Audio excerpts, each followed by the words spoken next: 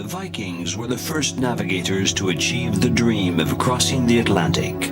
Sailing from Scandinavia to one island to another, from Iceland to Greenland, they finally reached the coasts of Labrador about AD 1000. Their exploits remained unknown to their contemporaries, and Christopher Columbus was generally accepted as the discoverer of the Americas in 1492.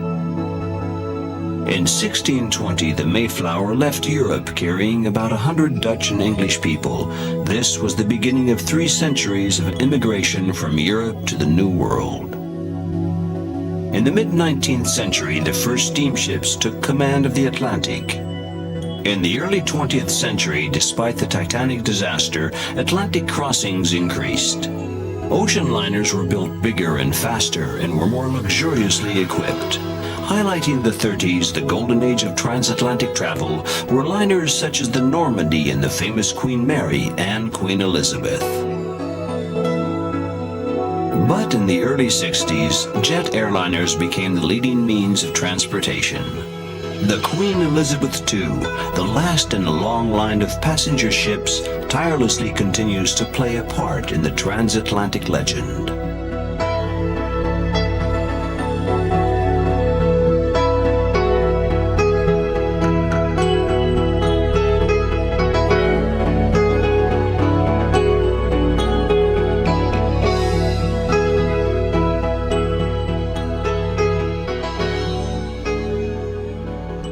Southampton, 7 a.m. The Queen Elizabeth II, nicknamed the QE2, arrives from New York. The sight of this huge vessel slowly emerging out of the blue-tinged night conjures up images of the Titanic or the Queen Mary, to name a few of the legendary grand ocean liners which many recognize from engravings or photographs and remember.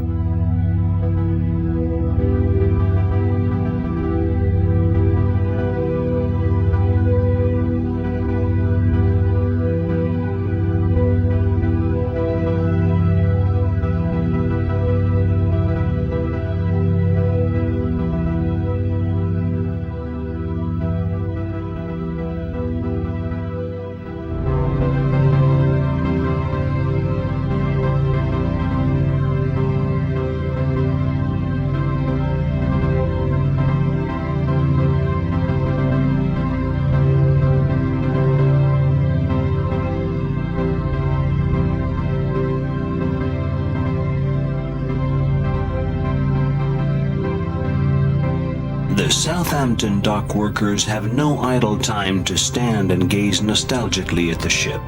The QE2 will be here for just a few hours before leaving for New York.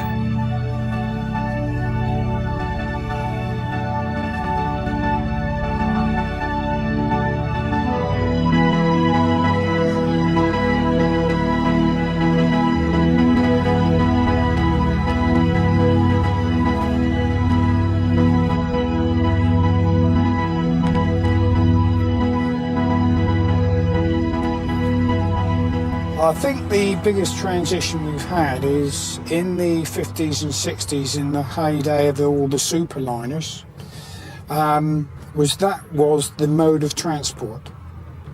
That was the only way to travel.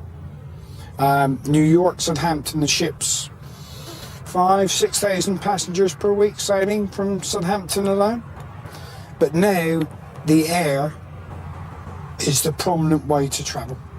So the loss, as you can see, of all the luxury liners is gone. Launched in 1934, the Queen Mary reigned supreme on the North Atlantic for years. In 1936, she won the Atlantic Blue Ribbon for the fastest crossing between Southampton and New York.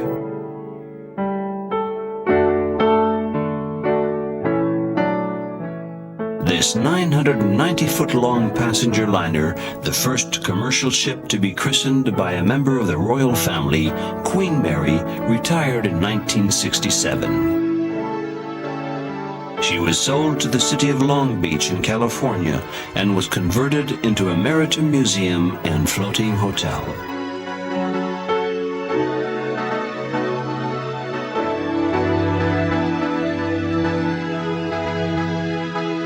Southampton holds a special place in the history of England.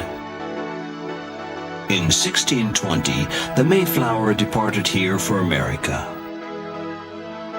At a much later date, during the Transatlantic era, the city often welcomed members of the royal family returning from a sea voyage. You know, we are traditionally monarchists. The royal family, and we do criticise at times, but we love them. They were building the QE2 and there wasn't a name for the ship. And the Queen Elizabeth was going, and when they named her the QE2, again it was a tradition to follow on the names of royalty, Queen Elizabeth II.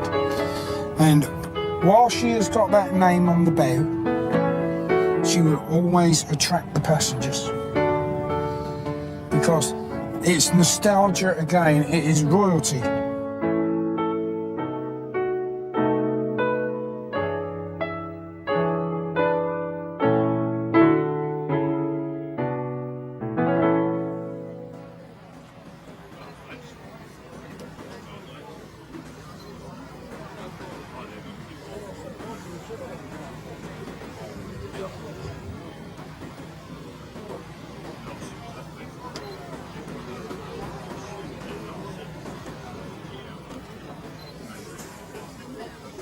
Far from the hustle and bustle of the 30s, Southampton today is a peaceful, typically English country town.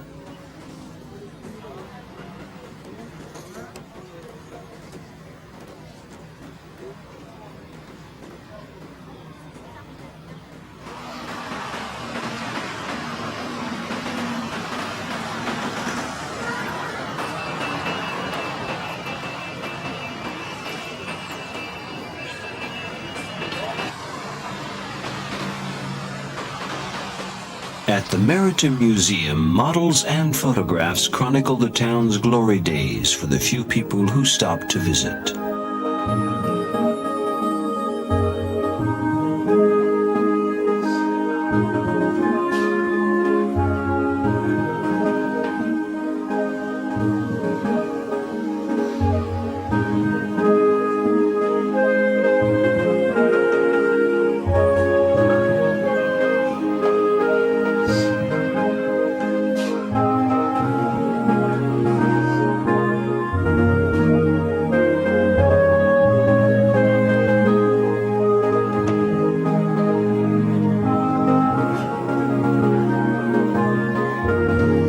I think people are nostalgic about the period of the liners because they see it as a great loss.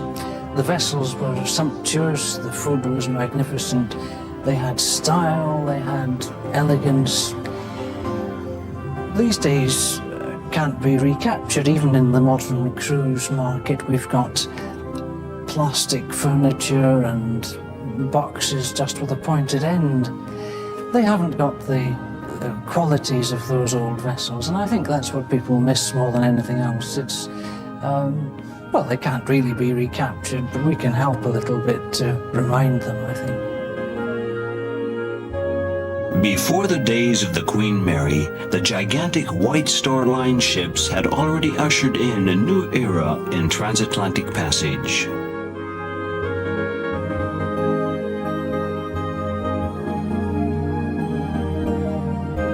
On April 10th, 1912, one of their ships, the Titanic, left Southampton on its maiden voyage.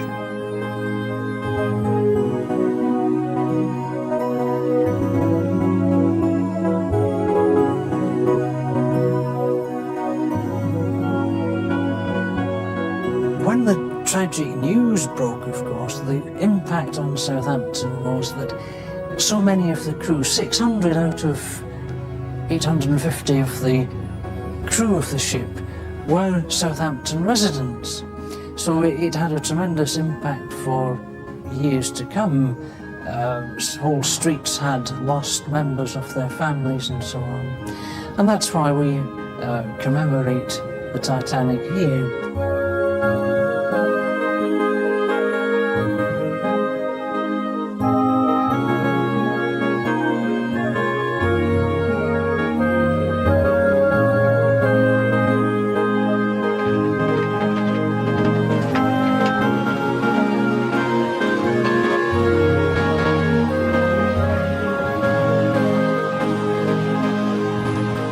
It's almost time for the Queen Elizabeth II to depart.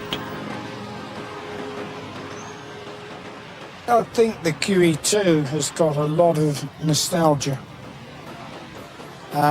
She has carried over the tradition, and I'm afraid she's the only one left to carry on that tradition. The New York to Southampton service now is only serviced by the QE2, and that's infrequently during the course of the year.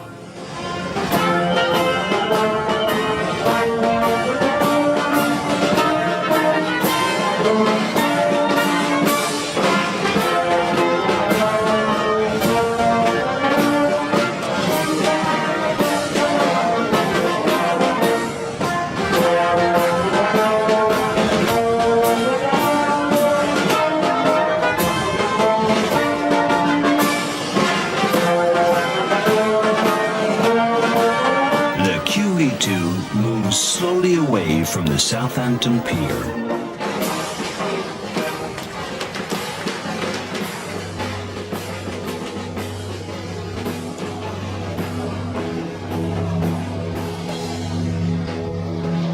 The passengers stand on the bridge of the ship as it slowly moves down the Itchen, the river linking Southampton to the sea.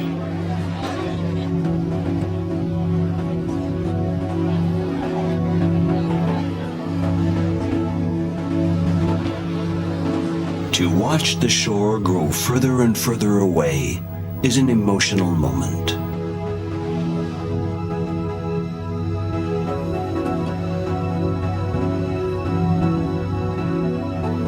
Deep inside, they know the transatlantic crossing has already begun, and that land will soon disappear from the horizon.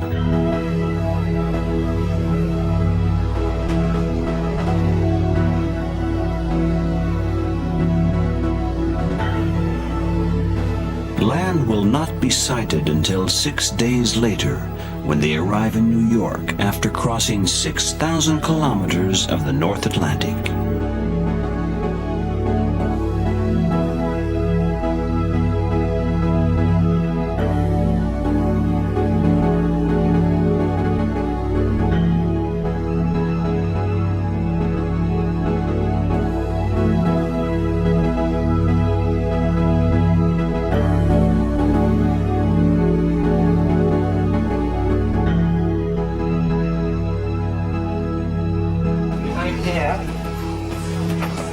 Blue fire extinguisher. Electric. There is no special treatment when it comes to safety. At the start of every passage, crew members are split up into small groups to review the emergency drills. Okay, if it's a small fire, you will deal with it yourself. What is powder used for? Electrical. Okay? I know what's what I live. Also, when Coast Guard, they'll probably ask you what's behind here.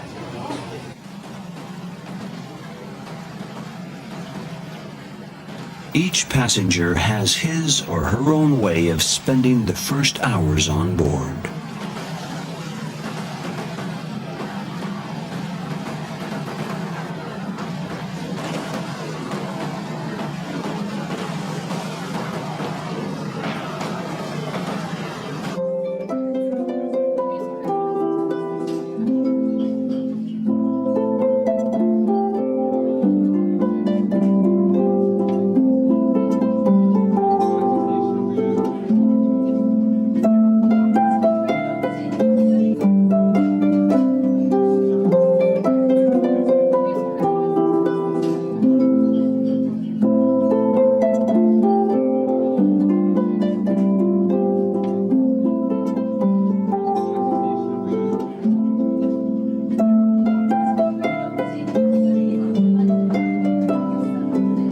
While tea-time devotees sit in the grand salon, several decks below in the ship's hold, crew members take inventory of the merchandise loaded on board in Southampton for the crossing. We've got about 12 people working in the department on a normal day, and that's supplemented to about 16 on the storing deck. We all way forward down on 7 decks, which are actually 2.5 decks below the waterline.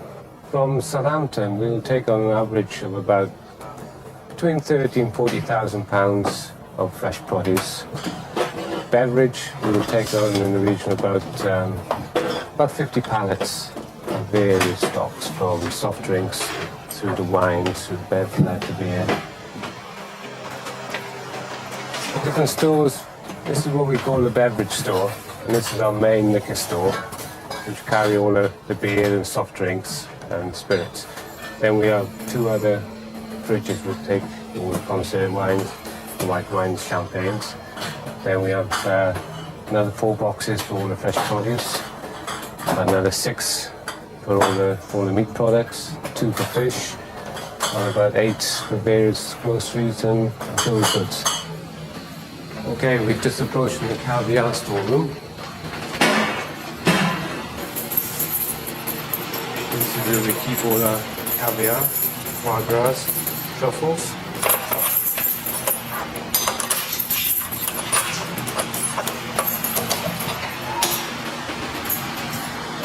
This is the caviar locker.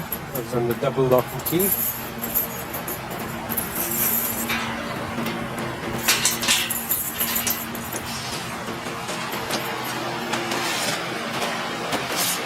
There's like the caviar we keep on board, etc. But we actually only carry 2, which is the beluga and the beluga. But at the moment we're carrying 3, which is the golden etc. for the special requests.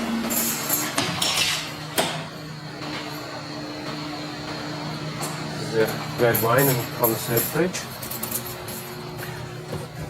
A wide variety of red wines. One of our oldest, if not the oldest. It's in 1947.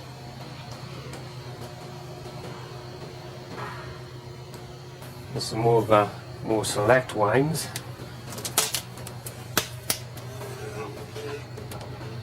We have a 1979 Chateau Petrus.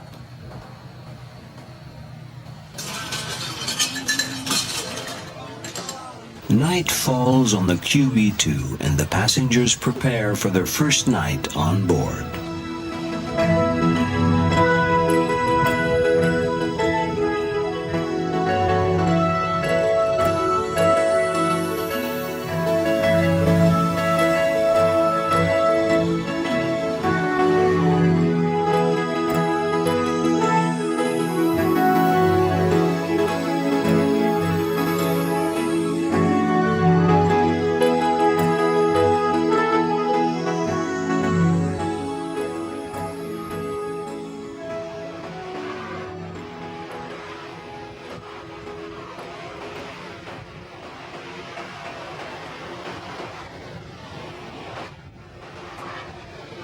The QE2 measures about 960 feet in length, and her extensive promenade decks are ideal for avid joggers or walkers.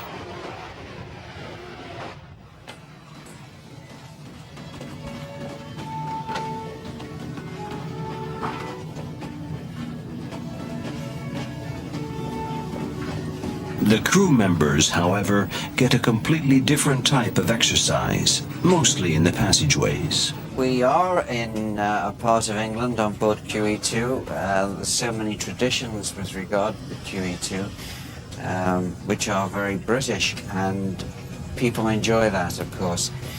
Cunard Line has a tremendous history, a tremendous heritage.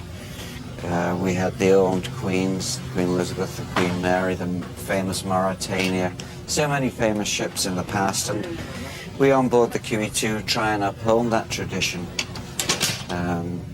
And people, you know, have been sailing with Cunard for maybe 40 years and would never travel any other way. But also the people who are coming to us for the first time or the second time still love the tradition of the QE2, which is part of the heritage of Cunard Line. And the pictures that you see on the wall, yes, there's a lot of pictures of the royalty around who have all graced us with their presence on board.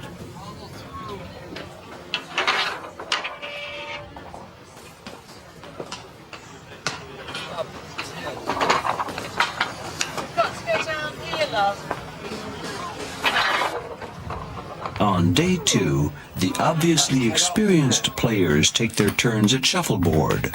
the traditional ship deck game, or at ping pong.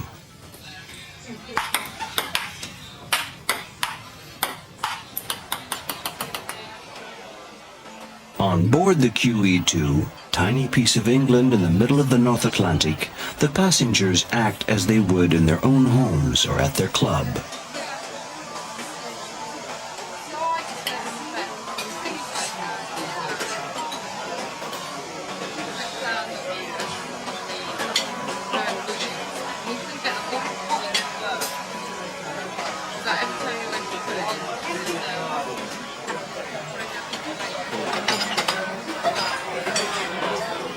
We are celebrating our 25th wedding anniversary, and this was a surprise organised by my husband. I believe it's a very romantic setting, and so far we're thoroughly enjoying the cruise. You have everything here that you could possibly need. It's like a little town on water. I've been on the QE2 3 or 4 times before on business, and I think there's something special about the QE2. It's like the supersonic airliner, the Concorde, is both French and British, and I'm sure that whenever a French person sees Air France Concorde takes off, they're very proud. And I think the British people feel the same about the QE2, the Queen Elizabeth II. It's a very special thing, and so it's a mixture of the romance of being aboard the Queen Elizabeth II and the fact that she is the flagship for the British, who are a seafaring nation.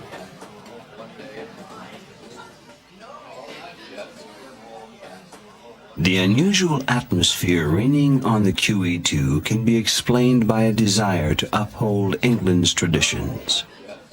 The captain's welcome reception, held today on all cruise ships around the world, has a particularly formal ambience on the QE2. The passengers respect the protocol and dress up for the ceremony, where they will have the privilege of greeting the commander.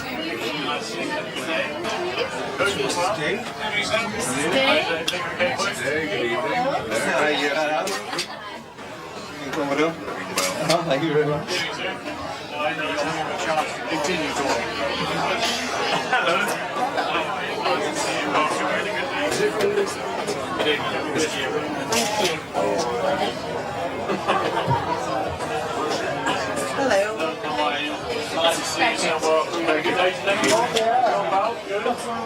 Now that the commander has shaken several hundred hands, could he possibly be a little bored?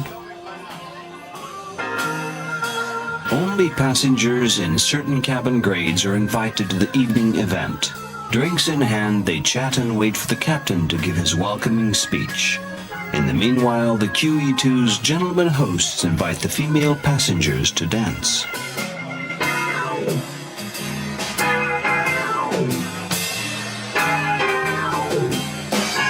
The moment everyone has been waiting for finally arrives.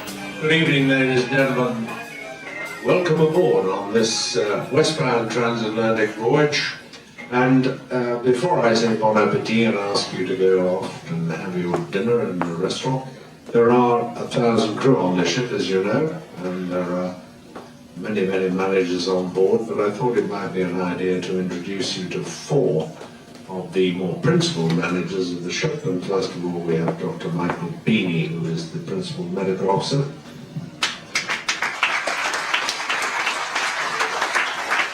John Duffy, who looks after nearly all your needs, the hotel manager. The chief engineer aboard Queen Elizabeth II is Stephen Hare. And as I always say, last but not least, the staff captain aboard, David Perkins.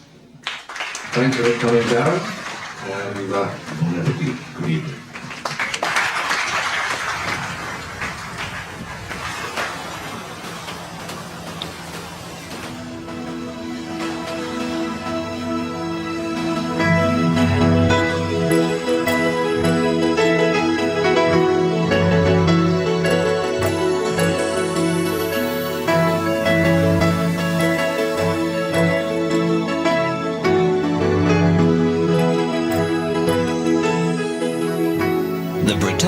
launched in 1840, was the company's first steamship.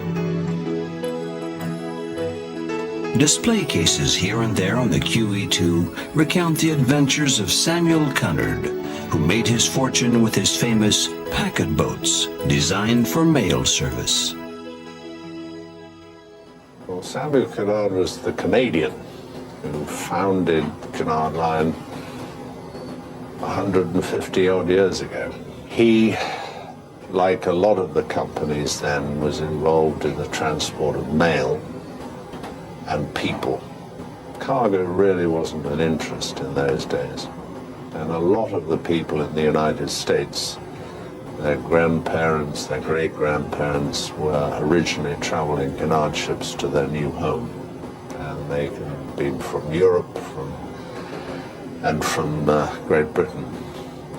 His instructions to his captains were safety first, always. One of the other things he did ask us to watch was that the sailors didn't drink too much rum. And we've tried to do that too. But he was an entrepreneur and established the name of Cunard, which is still a name to conjure with. Sadly, a lot of the other companies that were running at the same time as him have gone, and we are the last one left.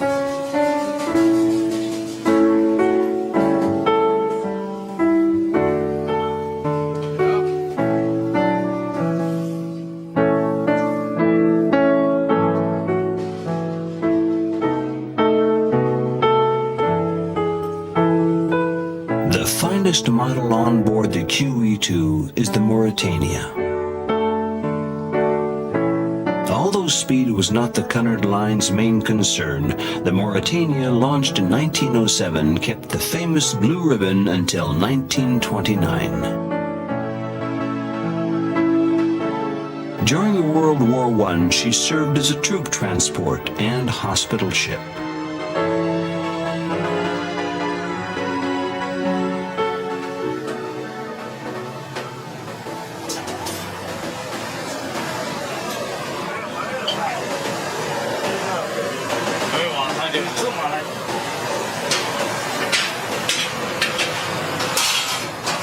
Yeah, we are in the laundry now. We are about, including me, I got 17 staff. And we do about 14 to 15 hours a day. We produce about 30 to 35,000 pieces a day.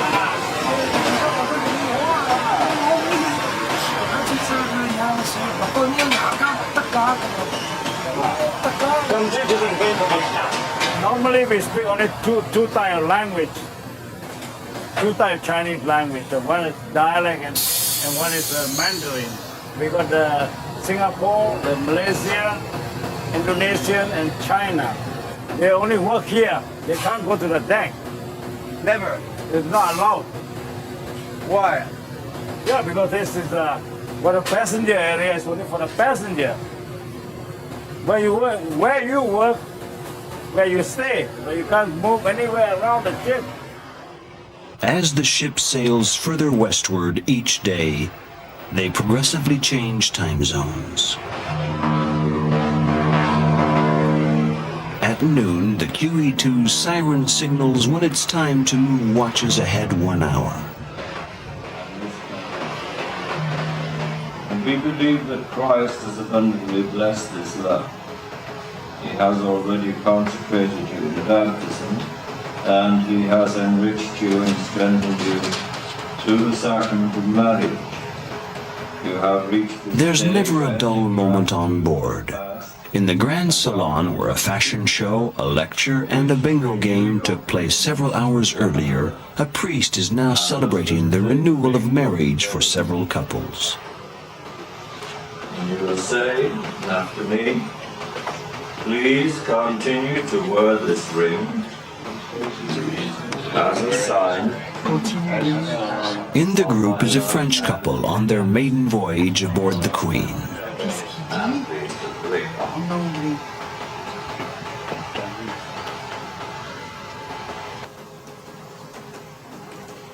Merciful Father, you have made the bond of marriage a holy mystery.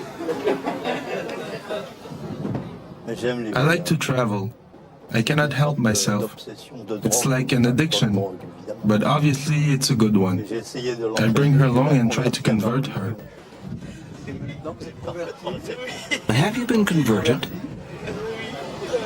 Yes, up to now I've been on all the trips he's wanted me to. I was mostly into the material things, the house, the yard and all that. Now that's over. The house has been built and paid for. I really enjoy traveling with him. They got everything you need here. All kinds of activities, dancing on board, meals all the time, lunches and all. I like to eat, so I can appreciate all the fine cuisine on board. I enjoy the dances in the evenings and all the shows. It's been an unforgettable experience.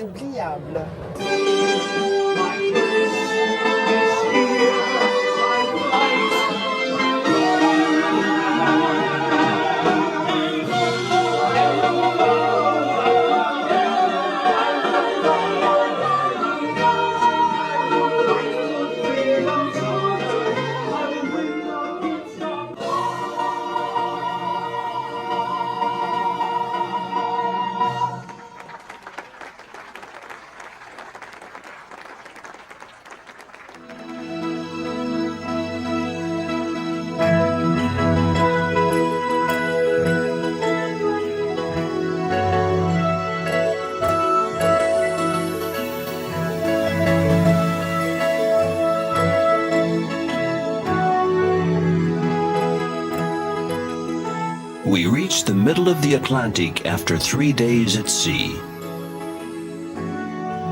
We are a transatlantic liner.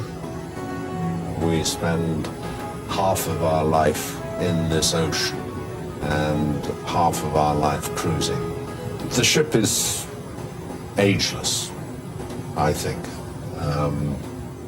When she was built, there was a lot of the ideas of the old Queen's built into this ship, and she's very strong, very fast, and there's an atmosphere on board which is different to the normal cruise ship. Although this particular crossing we will have averaged about 25 knots for the schedule, and this means that we've been running at about 70% power. There's some in reserve. The ship is propelled by diesel-electric engines. She was originally a steam turbine ship, but 10 years ago we were converted to diesel-electric power, and as such she's a very fast ship.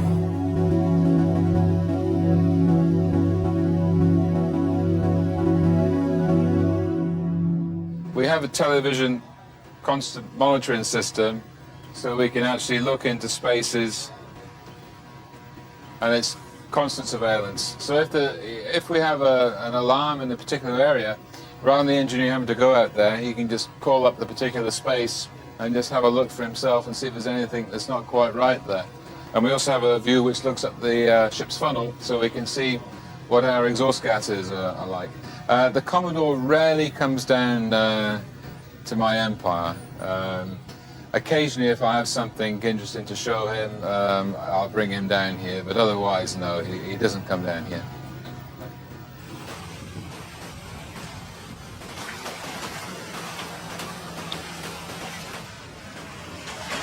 The Queen Elizabeth II is not just a ship with officers and sailors, it's also a hotel employing several hundred individuals.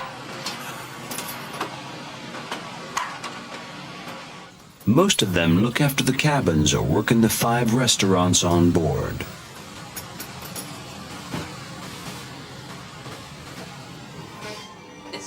In the Caronia, the largest restaurant seating nearly 500, the Maître d' inspects his crew. Once during every crossing, the captain invites several carefully chosen passengers to sit at his table.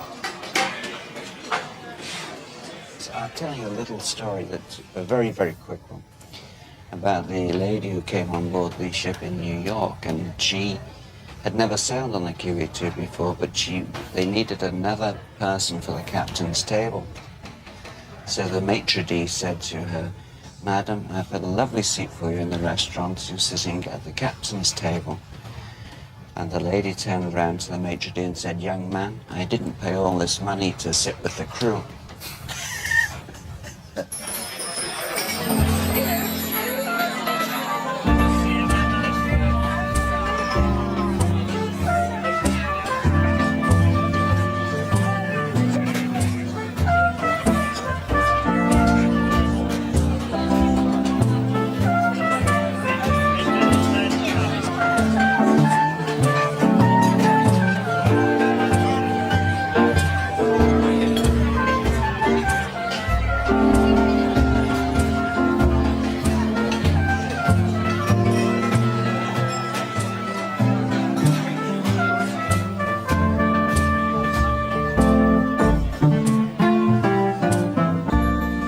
The Lido restaurant, located in the stern, hosts the traditional Fabulous Buffet, which is actually more of a staged production than a dinner. Throughout the crossing, Grand Cuisine holds a place of honor on the QE2. The passengers hurrying to this midnight buffet are mainly interested in admiring the elaborate display.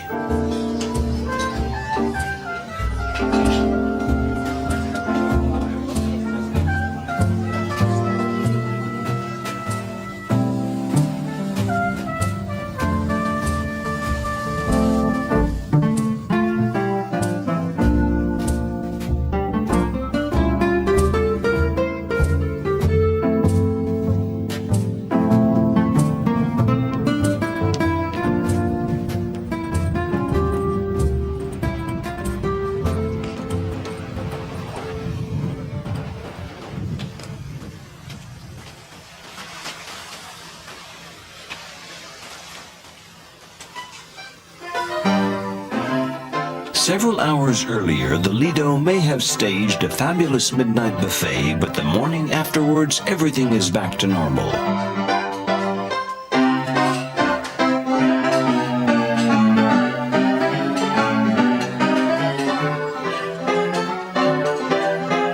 There are new meals and different uniforms. The service has to be tip-top here, just like in all the restaurants.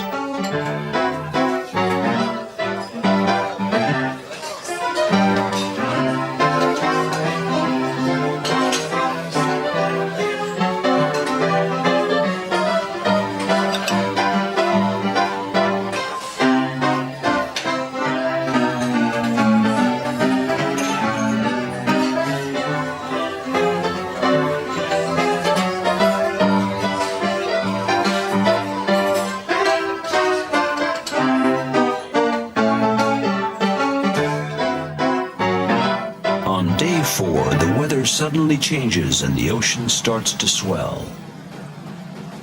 The QE2 is entering a turbulent zone caused by Hurricane Erika, as the weather report had predicted.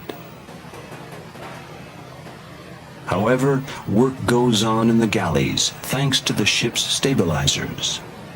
What you see here is all the appetizers are just being prepared for lunch.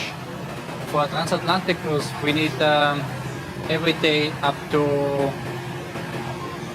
900 plates in total. It's a lot. It's a lot, yeah. It's really a lot. I have exactly 107 chefs, which reflect out of 25 countries, and I have 70 Filipinos which are doing cleaning work and utility work.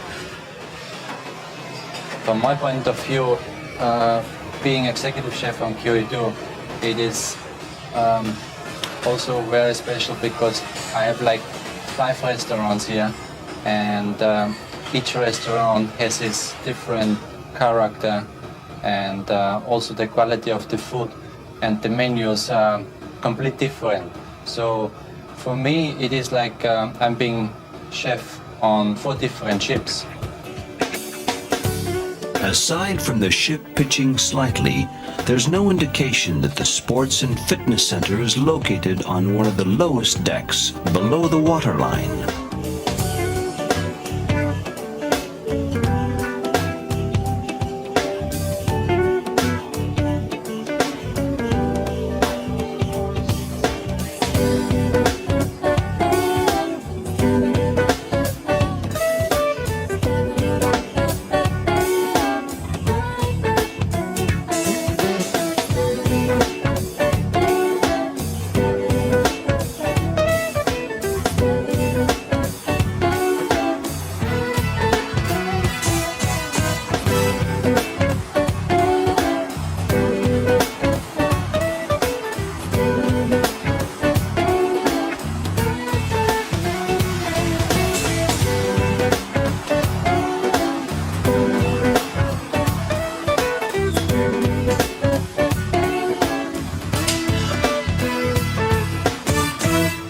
Is she seasick because of the storm, or not well for some other reason? This passenger is the only patient in the ship's hospital and is getting the doctor's full attention. We are looking after a total number of nearly 3,000 people, 1,000 crew, and sometimes nearly 2,000 passengers. We have a 10-bedded hospital, 10 beds, which has piped oxygen all the way through, and one special area which has 2 beds we use as a coronary care facility, a sort of simple coronary care facility. Many people ask this question whether we do any operations at sea, and perhaps they did in the old days, but these days it's not really that easy a thing to do. And because we are always in port, we usually try and hold people who need an operation, hold them, stabilize them until we get them ashore. Finally, in the structure of the hospital, we do have a we have a fridge, a deep freeze fridge, which everybody wants to know about. And that's not for keeping milk or food stores in. It's for keeping 2 bodies. We have two spaces for 2 bodies. The Golden Lion pub is open. It's time to have one last drink before bedtime.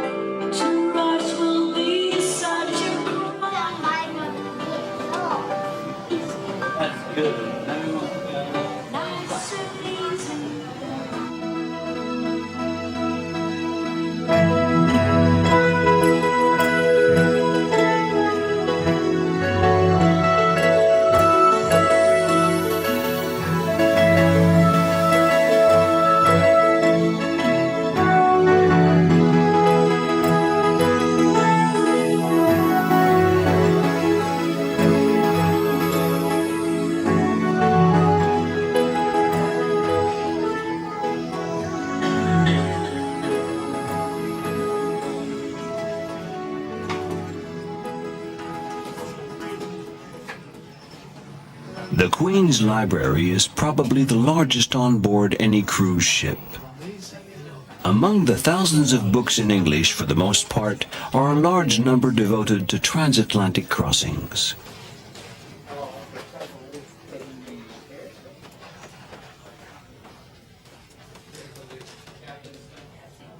Until the end of the voyage. Right. They'll probably As a young boy of 18, I joined Cunard back in 1949-50, and as a purser, a junior purser, and my first ship in those days was the old Queen Elizabeth.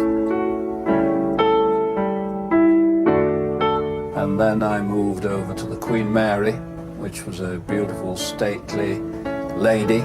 They were in 3 classes, very, very tight 3 classes, and there were gates between those classes and the passengers were never able to go from one to another.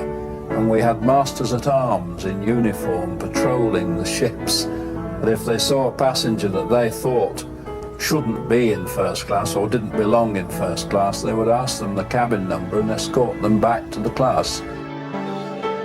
This huge display catches the passengers' attention. They spend some time making out the celebrities who have traveled on the former queens. Royalty, heads of state, industrialists, and showbiz stars.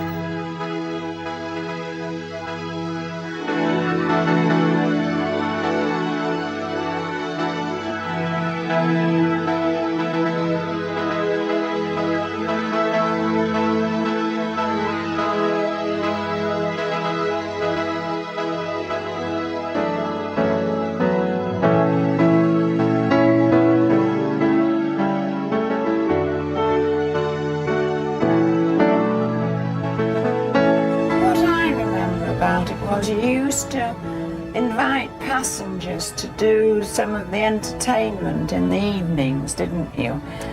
You didn't have the organised entertainment that there is now.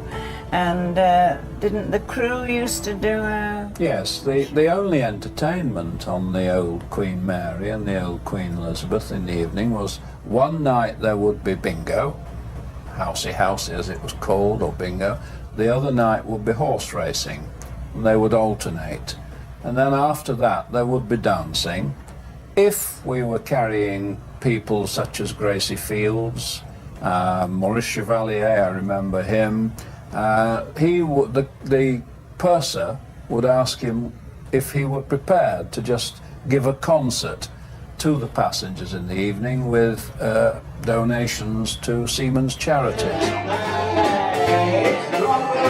The 40s and World War II come back to life on some evenings on the Queen.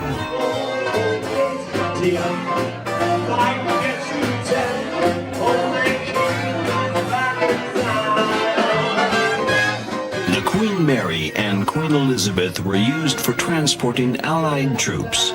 Winston Churchill credited these two ships for shortening the war by a year.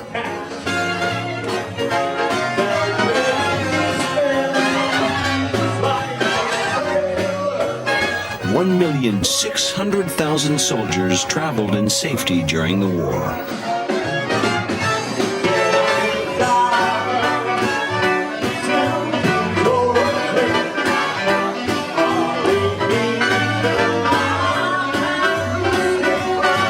The first time that a Queen liner had been into New York on a maiden voyage since 1939, really. And so it was tremendous. We were met by 300 small craft in the Hudson River. A fleet of 9 police helicopters led us up the river. A spectacular sight, a fantastic welcome.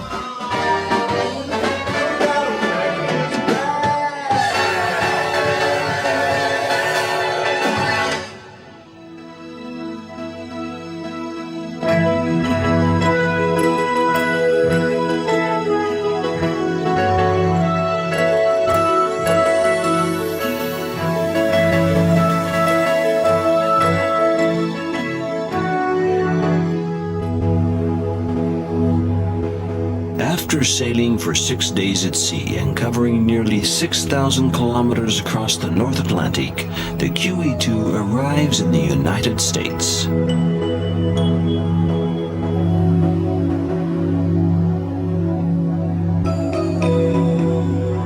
After passing the Verrazano Bridge, New York's symbols come into view in the early dawn.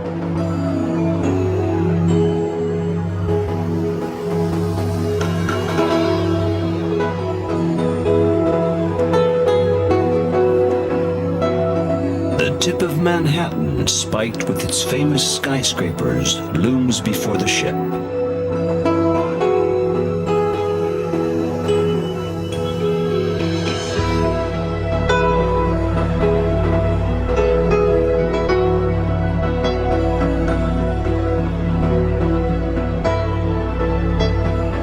The QE2 sails down the Hudson River alongside the Manhattan Peninsula, up to the piers where other transatlantic liners once docked.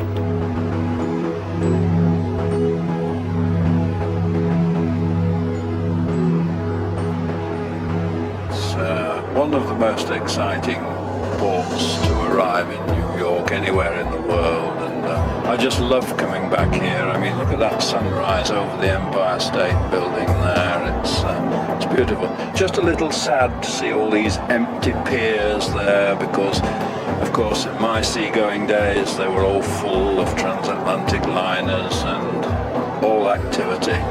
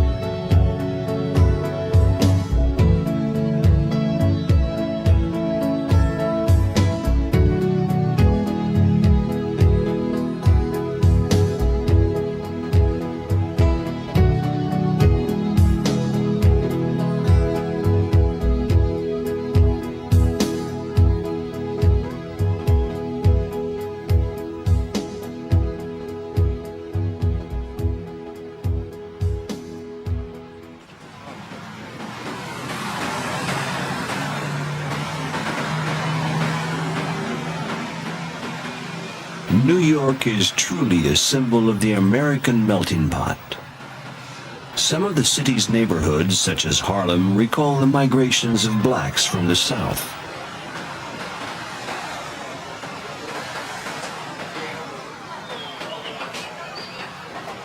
The Asian community, Chinatown, is situated at the tip of Manhattan.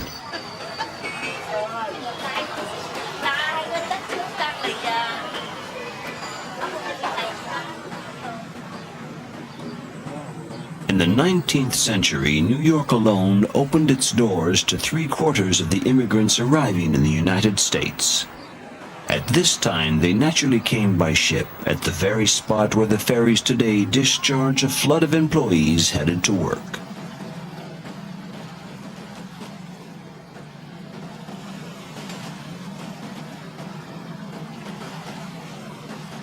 The immigrants waited anxiously to see the Statue of Liberty because it meant they had reached the end of a long, turbulent journey and that a new life was about to begin.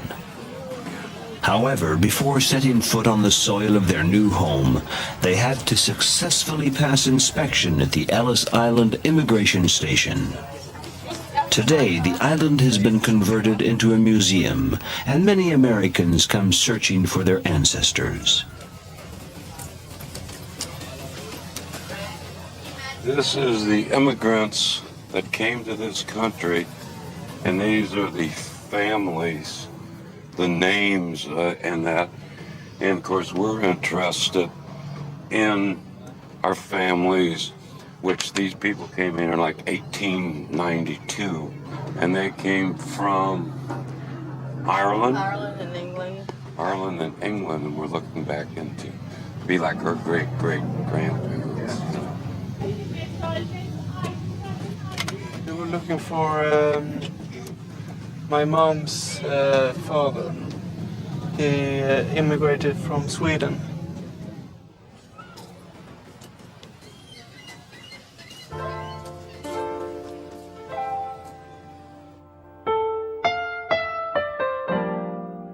Ellis Island is truly an American symbol.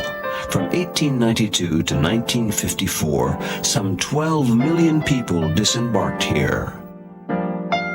European immigrants fleeing hardships came to the United States in search of freedom.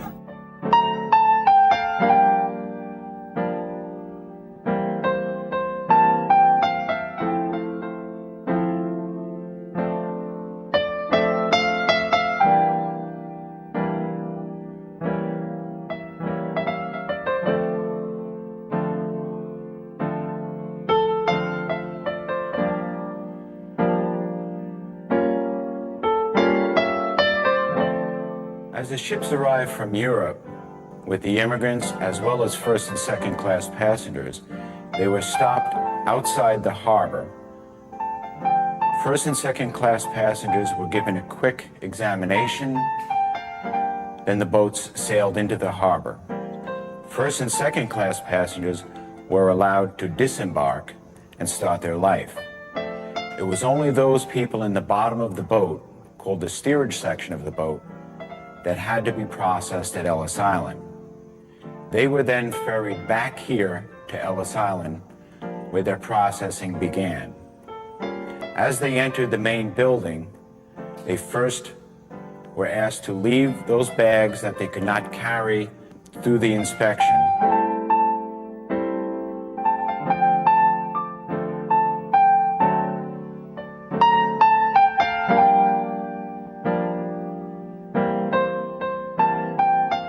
Today, Ellis Island is a museum and was placed under the care of the National Park Service on May 11, 1965. Over 30 galleries display simple, everyday artifacts which belong to the millions of immigrants from all over Europe.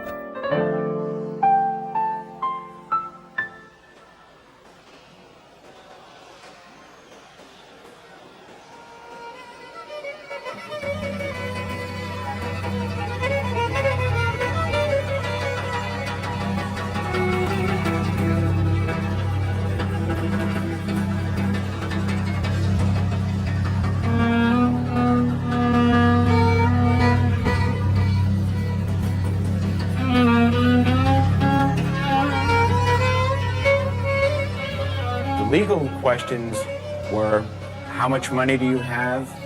Because by law, you had to have $25 to enter the country. Other questions that dealt with the legal end were if you were a polygamist or if you were an anarchist. Well, that was actually the second part of their examination. As they ascended their stairs, the medical inspection had already started, unbeknownst to the immigrant, because medical officers were standing at the top of the stairs, observing how you walked up those stairs. Based on that observation, they made a diagnosis. They then used a piece of chalk to mark out your outer clothing. So if you came up huffing and puffing, that was an H. If you came up limping, that was an L. And for about 9% of the people that came up gazing around the room, the magnificent great hall, with their mouth wide open, that was enough to receive an X for mental incompetency.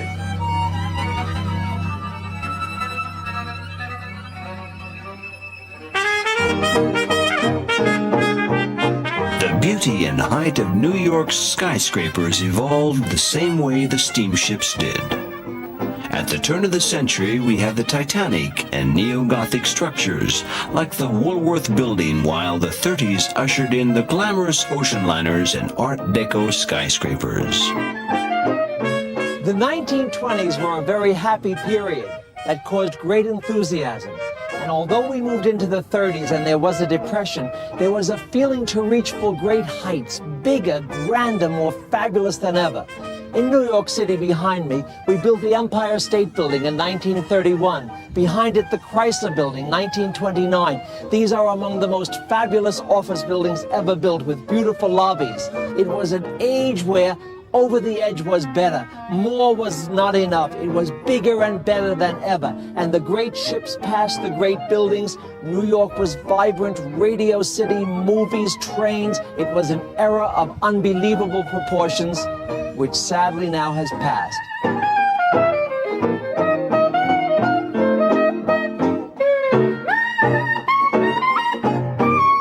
The era of the great passenger liners is past. The old port of New York is now a museum with permanently moored empty boats. Only a modest rusted plaque commemorates the Titanic shipwreck. The day the Queen Elizabeth ends her crossings between Europe and the United States, the era of transatlantic sea travel will definitely be over.